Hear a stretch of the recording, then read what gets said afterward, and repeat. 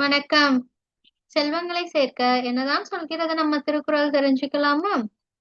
Wealth management. இதுல நம்ம முயற்சியால் சேர்க்கும் செல்வங்கள் அதுதான் பார்த்துட்டு இருக்கோம். அதுல கல்வி செல்வம் அத பத்தி படிச்சிட்டு இருக்கோம். அதுல உள்ள 6 திருக்குறளையும் நம்ம படிச்சு முடிச்சிட்டோம். சரிங்களா? இன்னைக்கு என்ன பண்ண போறோம் அப்படின்னா, கரெக்ட். இந்த 6 திருக்குறளையும் நீங்க என்ன புரிஞ்சுக்கிட்டீங்கன்றத அந்த திருக்குறள் பிளஸ் அதோட மீனிங்கோட நீங்க சொல்லி அனுப்ப போறீங்க. பார்க்காம. சரிங்களா? குறளையும் அதோட அர்த்தம் உங்களுக்கு என்ன புரிஞ்சுதோ உங்களோட சொந்த நடையில நீங்க சொல்லி அனுப்பணும். சரிங்களா? பார்க்காம சொல்லி அனுப்பணும். சரிங்க? எத்தனை முடியுதோ அத்தனை பார்க்காம சொல்லி அனுப்புங்க. எத்தனை முடியலையோ அதை பார்த்து சொல்லி அனுப்புங்க. ஆனா என்கிட்ட வந்து நீங்க கரெக்டா சொல்லிடணும்.